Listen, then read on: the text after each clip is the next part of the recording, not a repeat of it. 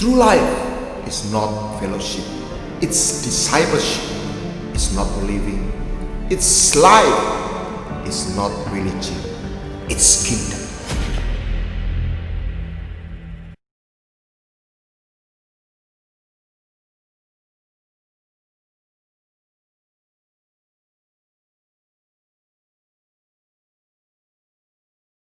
Salam kehidupan, kembali kita bertemu dalam ibadah online Voice of Life Ministry bersama saya Joshua Guana Tanjung. Kami percaya dalam perjalanan iman yang kita jalani ada 3 kata yang kita harus terus ingat. It's not fellowship, it's discipleship. It's not living, it's life, it's not religion. It's kingdom. Tuhan berfirman, Tuhan berpesan, tidak berhenti menjadi orang percaya, tetapi menjadi murid. Tidak hanya percaya, tetapi mengenal jalan-jalan Tuhan, kebenaran Tuhan. Tapi juga kebaikan Tuhan, kasih Tuhan.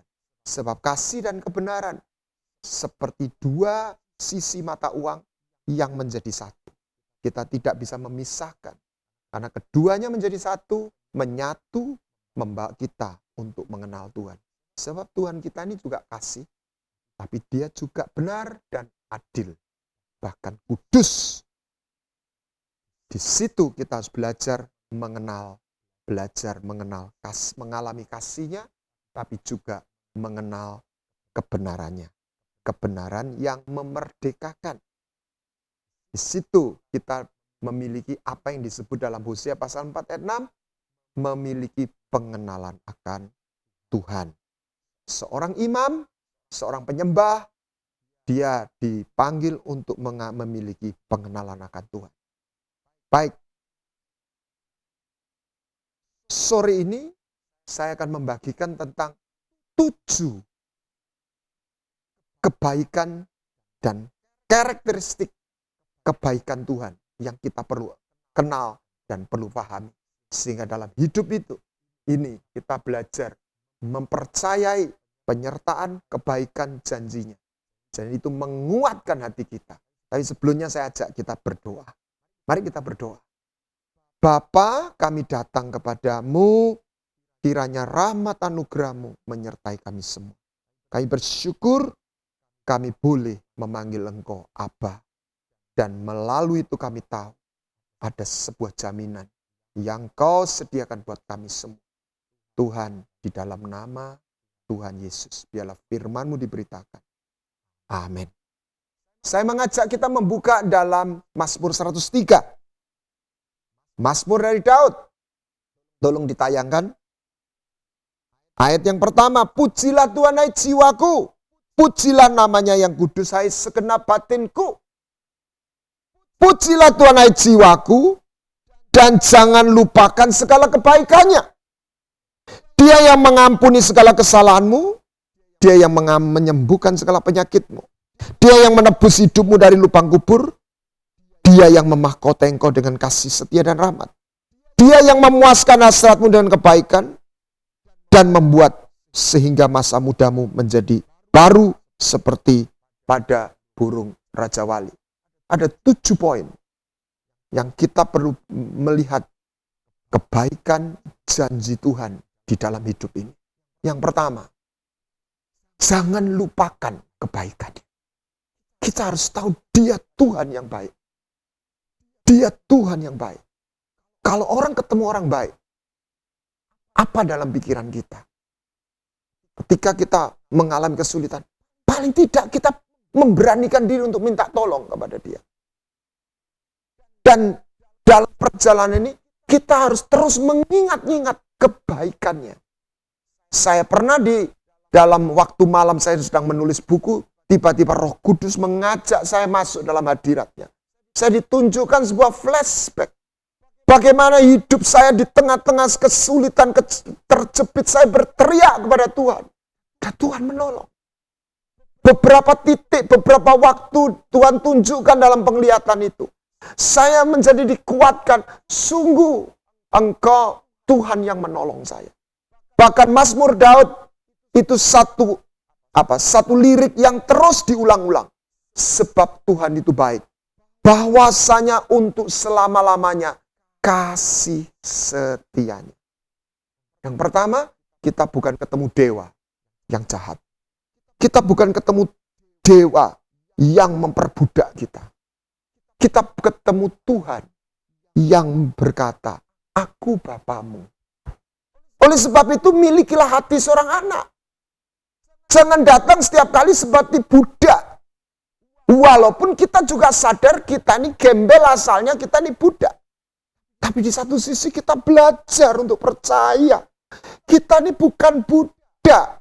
Karena dia memang tidak menjadikan kita budak.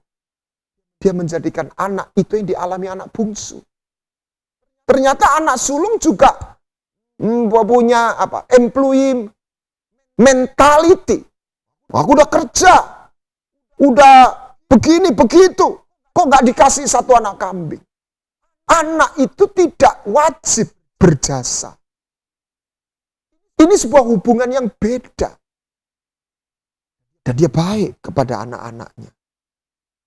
Yang kedua, dia Tuhan yang mengampuni dosamu, kesalahanmu, your iniquity, kekeliruan. Kadang-kadang orang keliru ini susah. Mau balik nggak bisa. Tuhan mengampuni. Nah, banyak kepercayaan yang tidak bisa secara eksplisit. Bagaimana dosa itu diampuni? Ada seorang tokoh namanya George Whitefield. Dia sampai menyiksa dirinya. Sampai waktu itu datang ke Vatikan. Tiap tangga dia doa Bapa kami. Tapi di tengah-tengah dia berhenti kembali. Saya tidak merasa dosa saya diampuni. Kotoran itu tetap melekat. Dia sebelumnya mungkin dia menyiksa diri. Sampai akhirnya dia menemukan. Kan dengan iman, percaya. Menyediakan diri, percaya. Bahwa Yesus sudah mengampuni. Sama seperti perempuan berzina. Yang menyediakan diri, dia merangkak, memegang kakinya Yesus. Sama seperti orang yang tilam yang berbaring dan bangkit angkat tilammu. Yang diturunkan dari genteng, dari atap. Terus dosamu sudah diampuni. Wah, siapa itu? Orang kok bisa ngampuni dosa? Ya. Tuhan bilang, mana yang lebih mudah? Angkat tilam atau mengampuni dosa? Sebenarnya jauh lebih sukar. Tuhan mengampuni dosa manusia. Karena untuk mengampuni, dia harus menggenapi nyawa ganti nyawa. Karena itu hukumnya. Karena dia benar. Dan kita lihat bagaimana dia menguji Abraham bukan sebenarnya untuk menguji. Tapi Tuhan mau curhat bagaimana kerelaan hatinya. Kesediaannya. Bahkan mati supaya dosa kita diampuni. Saya kalau membayangkan, merenungkan itu. Besar hati saya, sahabat kehidupan. Saya tahu dosa saya diampuni. Saya pernah melakukan kesalahan dan saya minta ampun. Tapi saya rasa seperti, apa sudah diampuni? Sampai satu saat saya berdiri di mimbar. Saya nyembah, hadirat Tuhan turun menyapa saya. Saya nangis kayak anak kecil.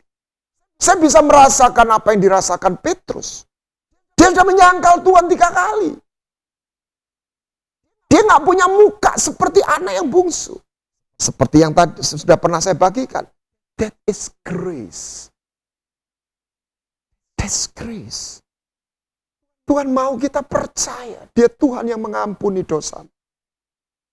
Membuat anak bungsu itu lebih benar dari anak sulung. Karena dia mempercayai kebaikan ayahnya. Anak sulung dia bermoral, tetapi gagal mengenal kasih karunia. Dia Tuhan yang mengampuni dosa. Sekalipun dosamu semerah kermisi, Tuhan bisa hapuskan. Sekalipun di satu titik sisi yang lain, kebenarannya jalan, tapi kasih setianya menyertai. Anda baca hidupnya Daud, penuh dengan pergumulan. Tapi kesetiaan Tuhan menyertai dia, sehingga dia bisa melewati. Makanya dalam Mazmur berkata, sekalipun aku melewati lembah bayang maut, aku tidak takut. Karena apa? Kesetiaannya, penyertaan. Musa pun tahu, kalau engkau gak nyertai aku, engkau gak pegang aku gak mampu Tuhan, aku gak berani. Daud berkata, berbahagialah orang yang kekuatan bukan pada dirinya, kepada Tuhan. Jangan lupakan kebaikan. Yang ketiga, dia Tuhan yang menyembuhkan sakit penyakit. Makanya kalau Anda sakit, Anda terus mengingat itu. Anda masuk dalam perjanjiannya, dalam kebenarannya. Dia Tuhan yang menyembuhkan, Jehovah Rafa. Bahkan dalam perjanjian baru, dia secara Tuhan bisa menyembuhkan tanpa dia menebus. Tapi lebih kuat lagi, bilur-bilurnya. Itu membuat sakit penyakit. Dia telah dibayar lunas. Saya bisa bersaksi berapa kali saya mengalami kesembuhan. Saya nggak tahu ya, rasanya saya ini pernah kena jantung mungkin. Sakit terus di sebelah kiri. Saya masih ingat saya nyembah, seperti ada aliran kuat, seperti listrik masuk dari tangan saya, menjamah dada kiri saya. Dan itu hilang. Ya. Tentu saja saya harus menjaga diri. Saya tidak tahu, tetapi anyway, saya hari ini hidup tanpa obat. Tanpa obat, saya nggak pernah minum obat diabetes, saya nggak punya ketergantungan darah tinggi, saya nggak pernah tergantung jantung, kolesterol, tidak. Ya mungkin kolesterol saya pernah tinggi, tapi saya turunkan bukan dengan obat. Saya belajar mengimani, tentu saja ada tanggung jawab. Tuhan yang memberi kesehatan. Tuhan yang menyembuhkan. Adalah sebuah janji dan kehendak Tuhan. Supaya setiap umat Tuhan hidup menikmati kesehatan. Selain kesembuhan. Itu masukkan dalam-dalam. 40 tahun orang Israel jalan di atas padang gurun. Tidak ada yang sakit. Semua sehat. Inilah karakteristik Tuhan yang kita sembah. Dia Tuhan bukan hanya hebat, terbesar. Bukan hanya itu. Berbeda. Makanya jangan gagal paham. Dia Tuhan yang menyembuhkan.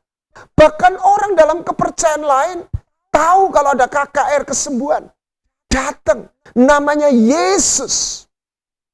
Ada yang menyebut dia Isa alaihissalam. Whatever, buat kita namanya Yesua Hamasia. Juru selamat. Tapi orang mengenal. Dia Nabi yang menyembuhkan. Orang lumpuh berjalan. Orang buta melihat. Orang mati hidup. Orang lepra disembuhkan. Karena manifestasi iblis adalah salah satu sampar. Dia datang untuk menyembuhkan manifestasi pekerjaan iblis. Sampar, sakit penyakit. Dia raja damai. Mencabut kebencian di dalam hati manusia. Membawa kedamaian. Makanya dia menyembuhkan dan mengusir setan. Orang kerasuan. Dia Tuhan yang menyembuhkan sakit penyakit kita. Yang ketiga ya. Saya cek. Kebaikannya, pengampunannya, dia menyembuhkan. Oh, yang keempat. Dia menebus hidupmu dari lubang kubur. Yang keempat. Baca Mazmur 107. Ada beberapa poin di situ. Orang-orang yang ditebus Tuhan. Ada orang yang mengembara di padang belantara.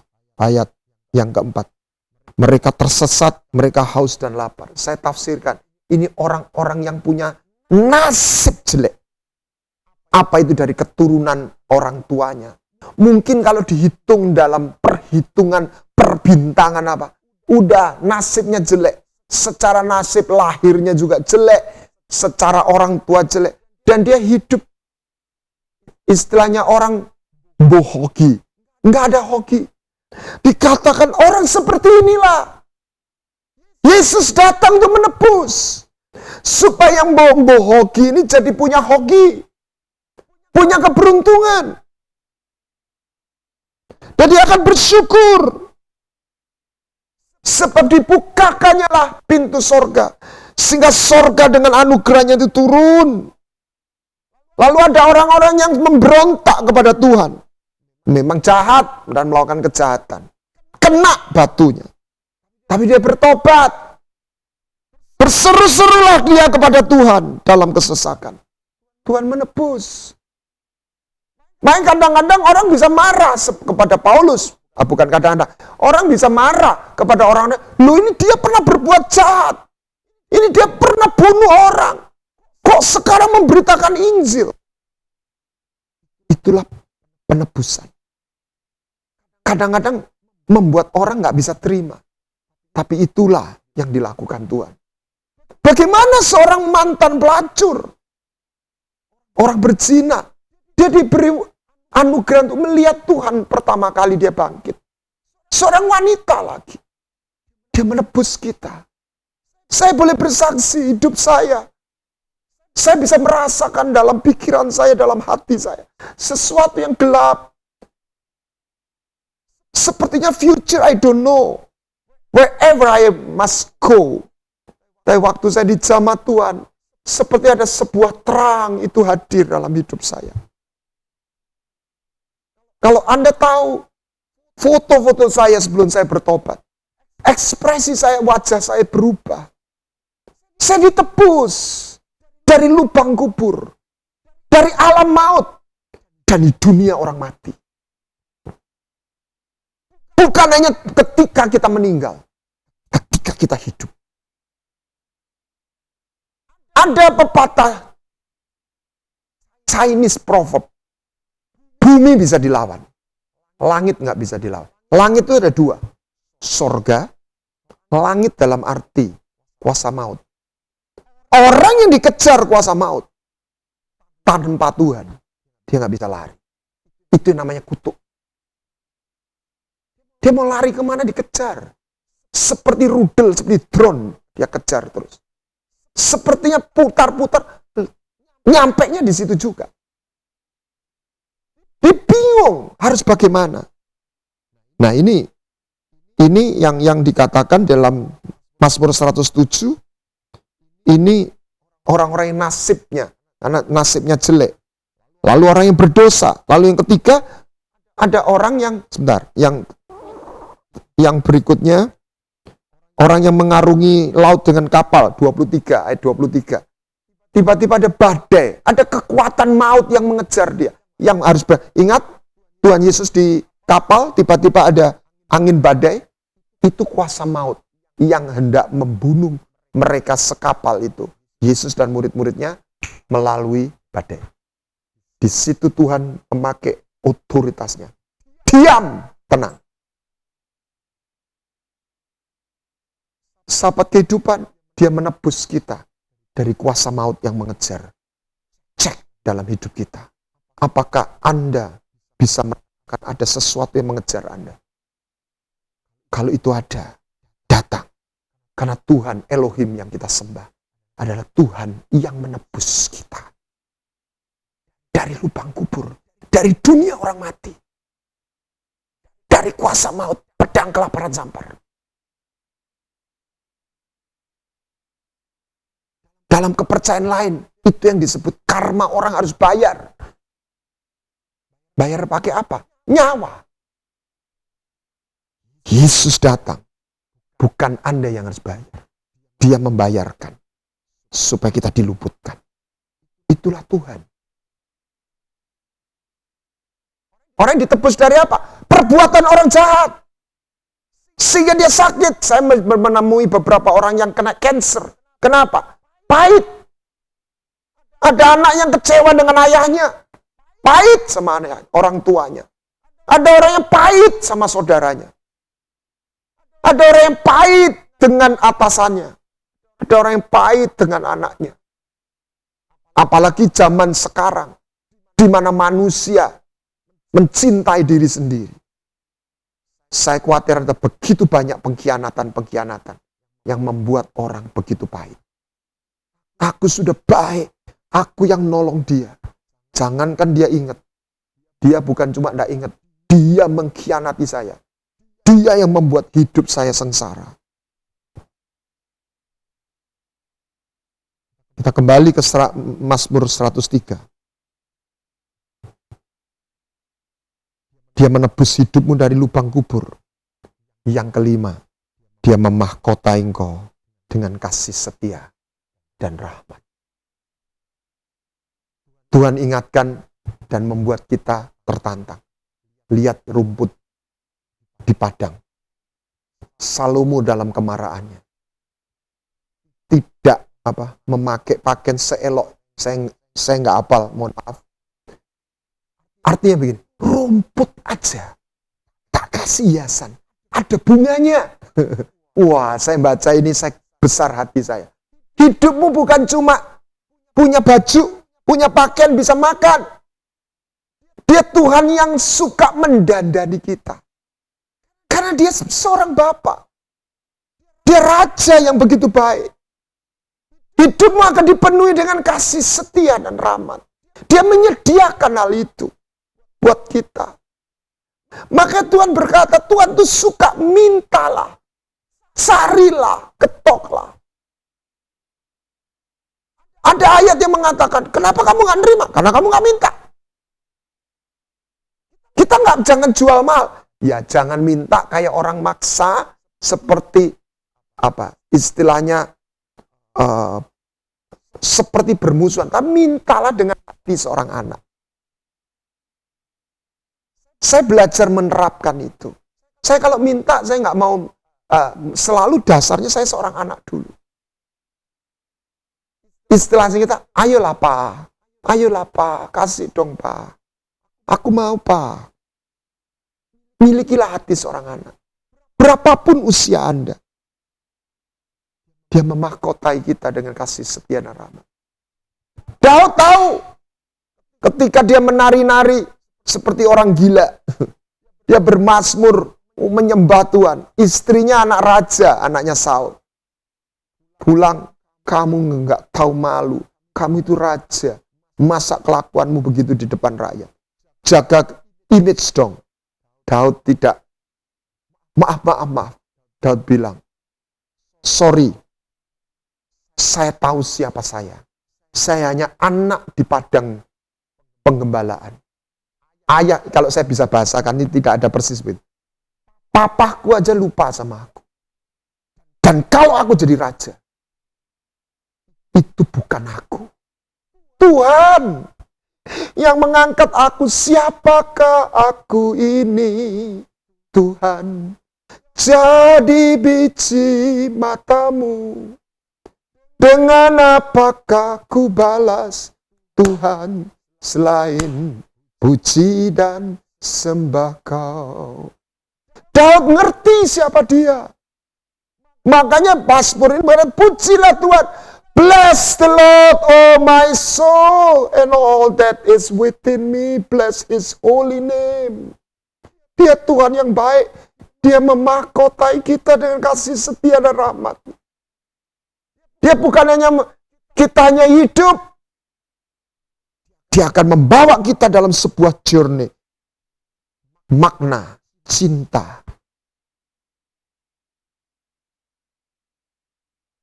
Karena kita pewaris. Kita bukan hanya orang yang ditolong. Kita adalah pewaris. Yang dimana kita dipanggil menjadi penyembah dan pejuang iman. Yang keenam adalah memuaskan hasratmu dengan kebaikan. Dia baik, dia menyatakan kebaikan. Bukan hanya berhenti pada pertolongan. Dia satisfied. With a long life, I will satisfy him. Kebaikan demi kebaikan. Pertolongan demi pertolongan. Dulu aku muda, sekarang aku tua. Tapi aku tidak pernah lihat orang benar, anak cucunya meminta-minta. Dia memuaskan hasrat kita.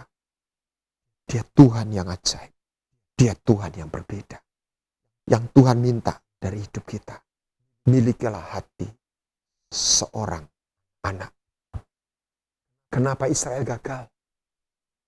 Karena dia anak Tuhan, tapi nggak punya hati anak. Bangsa Israel keluar dari Mesir itu diperbudak, mentalnya rusak. Pikirannya selalu jadi korban, dia tuh victim. Kambing hitam. Karena udah kenyang disalah-salahkan terus. Tapi ternyata anak bungsu juga begitu. Kalau dia percaya, nggak mungkin dia minggat. Ternyata anak sulung juga begitu. Rupanya ada penyakit slavery mentality syndrome di dalam hidup kita. Apa ya? Feeling being be rejected, tertolak, ditolak. Ini perlu kita dilepaskan. Abba, Bapa. Abba, Bapa. Dia memuaskan hasrat kita dengan kebaikan. Mari kita belajar mempercayai. Bahkan di tengah-tengah pandemik ini, saya percaya dia memberi kejutan demi kejutan. Ketika kita berseru, kalau ataupun kita kepepet, lihat itu di nomor berapa itu tadi, nomor 3. Dia menebus kita dari lubang kubur, dari dunia orang mati, dari kuasa maut. Dia redeem. Redeem itu bukan nolong. Menebus itu apa? Bayar lunas sehingga dia secara legal, orang yang sudah dibayar itu tidak bisa punya alasan apapun untuk menahan. I pay with the price. Dia mati di kasar. Beda loh, orang nolong itu mesti masih tawar boleh ya, ayo tak ambil. Gini. Oh ya sudah, gimana ya? Tapi kalau orang sudah dibayar, dia nggak punya dalih. Dia nggak bisa berdebat. Demikian Yesus ketika dia menebus kita. Dia bayar dengan darahnya. Kuasa maut tidak punya legalitas lagi atas hidup kita. Yang ketujuh, dia memperbarui masa muda kita seperti Raja Wali. Menarik, burung Raja Wali itu waktu dia berusia sampai 40 tahun. Dia bisa hidup 60 tahun. Tapi ketika 40 tahun, dia menjadi Raja Wali tua. Bulunya udah tebal, berat, paruhnya udah bengkok, cakarnya juga terlalu panjang. Sehingga dia cengkramnya juga kurang efektif, paruhnya nyabik, daging juga kurang maksimal. Dia kalau terbang, bulunya itu terlalu berat. Dan dia bisa terancam mati kelaparan. Karena dia tidak punya kemampuan menangkap mangsa. Apa yang terjadi? Dia berdoa berpuasa istilahnya. Dia naik ke tempat tinggi. Dia berdiam diri. Dia mulai mematuk-matukkan paruhnya ke batu. Sehingga paruh yang bengkok itu putus menjadi paruh yang ideal. Cakarnya digerus-geruskan ke batu karang. Sehingga cakar yang terlalu panjang menjadi cacar yang pendek dan maksimal. Dia mulai mencabuti bulu-bulu yang tebal, yang tua. Sehingga dia berondol, habis dan mulai tumbuh bulu-bulu yang muda.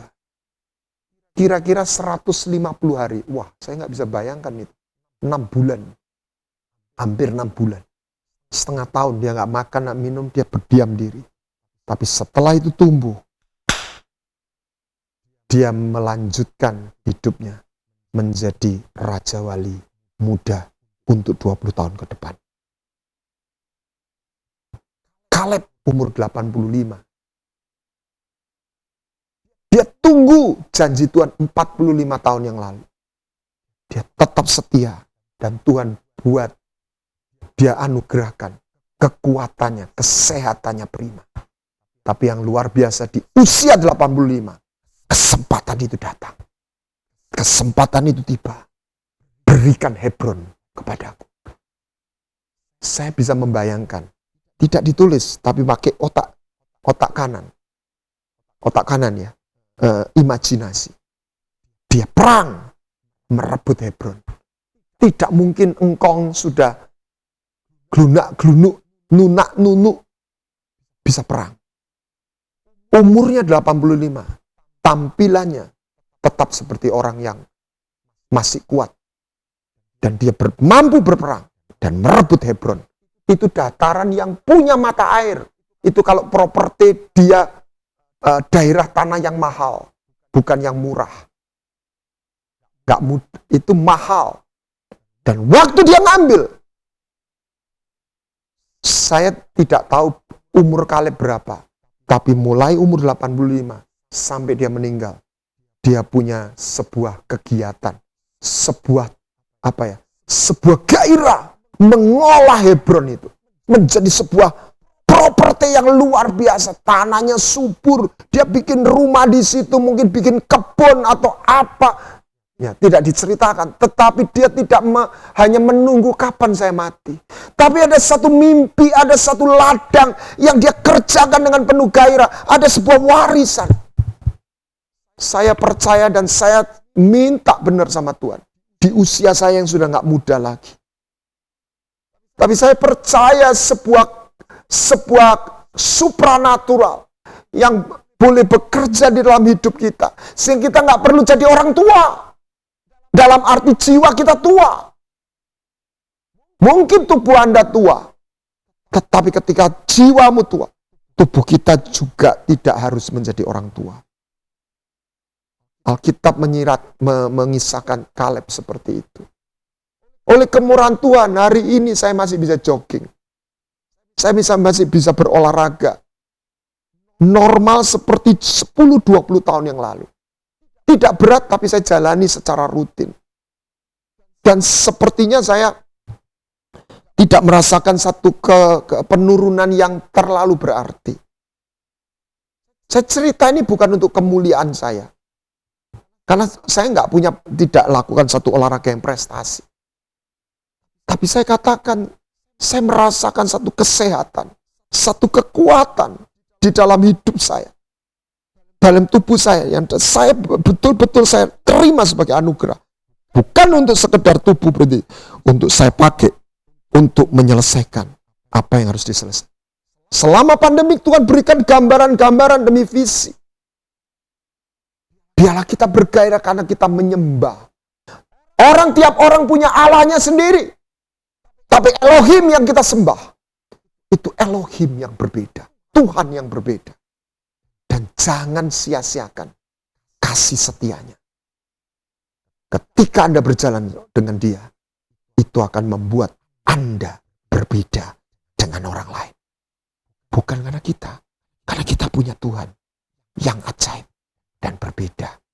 Sebab dia baik, bahwasanya untuk selama-lamanya.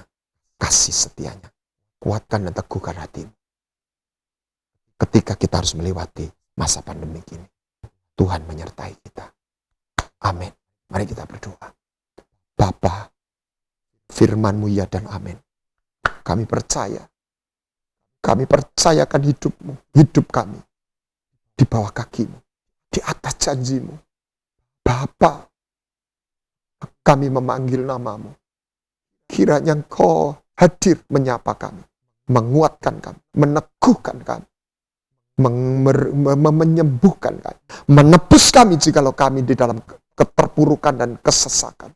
Kami berseru sama kepadamu, yang rahmat anugerah-Mu menyertai kami. Terima kasih Bapa, biarlah berkat-Mu turun atas setiap sahabat kehidupan yang mendengarkan firman-Mu sore hari ini. Kiranya rahmat anugerah-Mu turun atas kami semua. Yang sakit Kau sembuhkan, yang kesesakan berseru-seru Kau lepaskan. Biarlah mereka boleh mengalami yang berdosa diampuni dosanya. Mereka boleh merasakan Engkau memahkotai hidup mereka dengan kasih setia dan rahmat. Engkau memuaskan hasrat kami dengan kebaikan. Dan Engkau memperbarui masa muda kami, hidup kami seperti Raja Wali. Kiranya berkat anugerah-Mu menyertai kami semua. Di dalam nama Tuhan Yesus Kristus. Amin. Tuhan memberkati. Saudara yang tergerak untuk menabur untuk pelayanan Voice of Life Ministry, silakan engkau menabur lewat rekening yang tercantum di dalam layar berikut ini. Kiranya Tuhan memberkati, sampai ketemu Selasa dan Minggu depan. Tuhan memberkati. Salam kehidupan. Amin.